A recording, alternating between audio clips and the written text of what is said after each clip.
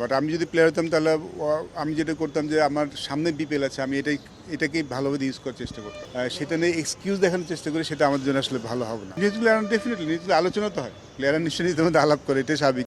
এই যে বিপিএল নিয়ে ব্যস্ততা, বিপিএল নিয়ে কথা হচ্ছে, সবার তো আলটিমেট গোলটা বা মিশনটা টি-20 বিশ্বকাপ। এই যে টি-20 বিশ্বকাপ নিয়ে এত রকমের আলোচনা, প্রপাগান্ডা, এত রকমের নিউজ, কোথায় যাবে টিম বা লিটনটা যাবে সেটা এখনও তারা জানে না।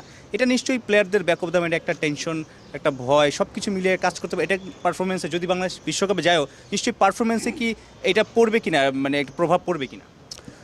আই হোপ নট, কারণ এই জিনিসটা আসলে যেটা আমাদের হাতে তো নেই, প্লেয়ারদের হাতে নেই ডেফিনেটলি। বাট আমি যদি প্লেয়ার হতাম তাহলে আমি যেটা করতাম যে আমার সামনে বিপিএল আছে, আমি এটাকেই ভালোভাবে ইউজ করার চেষ্টা করতাম। নিউজগুলো তো এড়ানো যায় না। নিউজিল্যান্ড ডেফিনেটলি নিউজিল্যান্ড আলোচনা তো হয়, প্লেয়াররা নিশ্চয়ই নিজেদের মধ্যে আলাপ করে, এটা স্বাভাবিক। কারণ আমরা যখন খেলার বাইরে থেকে ক্রিকেট নিয়ে আলাপ করি, আমাদের প্রেজেন্ট এবং ফিউচার নিয়ে আলাপ করি, এটা খুব স্বাভাবিক ব্যাপার।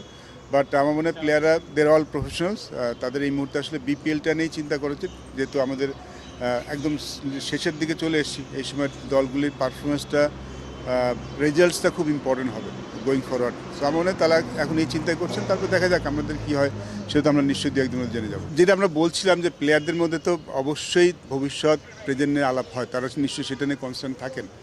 আর যেই জিনিসগুলো হয় এগুলো আসলে কিছুটা জিনিস যেগুলো আমাদের কন্ট্রোল নেই, আমরা কন্ট্রোল করতে পারি না। আমরা নিশ্চয়ই কেউ চাই না যে কোনো ওয়ার্ল্ড কাপের আগে কোনো এরকম সিচুয়েশন অ্যারাইজ করুক। আমরা তো সবসময় চাই যে ওয়ার্ল্ড কাপের আগে আমরা ক্রিকেট নিয়ে চিন্তা করবো, ওয়ার্ল্ড কাপ নিয়ে চিন্তা করবো।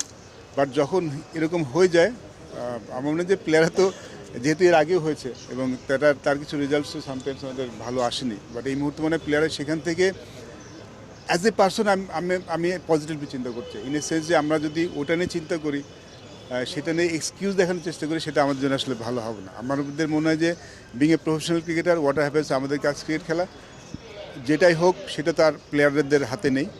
তাদের শুধু এটা চিন্তা করে যে আমরা যখন খেলবো শুধু ক্রিকেট নিয়ে চিন্তা করবো এবং সেটাতেই ভালো করার চেষ্টা করবো। আচ্ছা ভাই, লাস্ট একটা কোয়েশ্চেন, যে লিটন কুমার দাস দারুণভাবে লিড করছে টিমটাকে এবং সাকসেস কিন্তু আছে টি-20 দলটার। গত 6-7 মাসে আমরা দেখলাম বাইলেটারাল সিরিজ, এশিয়া কাপে অল্পের জন্য ফাইনাল না খেলতে পারা, সব কিছু মিলে টিমটা একটা ভালো শেপে আছে। এবার মনে হচ্ছে যে টি-20 বিশ্বকাপে কিছু একটা করতে পারে, এরকম এই দলটা এরকম একটা সম্ভাবনা, স্বপ্ন, আশা সব কিছুই ছিল। এই সময়টাতে এরকম আসলে ইনসিডেন্টগুলো মানে একটা বড় স্বপ্নটাই আসলে আমাদের ধূলিসাৎ করে দিল কিনা?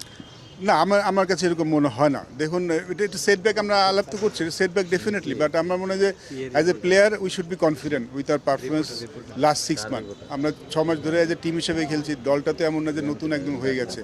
আমরা আমাদের ক্রিকেটটা এখন ভালো বুঝছি, টি-20 ফরম্যাটে কোনটা হলে সাকসেস পাওয়া যায়, কিংবা আমাদের ব্র্যান্ড অফ ক্রিকেটটা টি-20তে কী হবে, সেটা মনে হয় দলটা ধরতে পেরেছে। সো আমার মনে হয় আমার হওয়া উচিত না।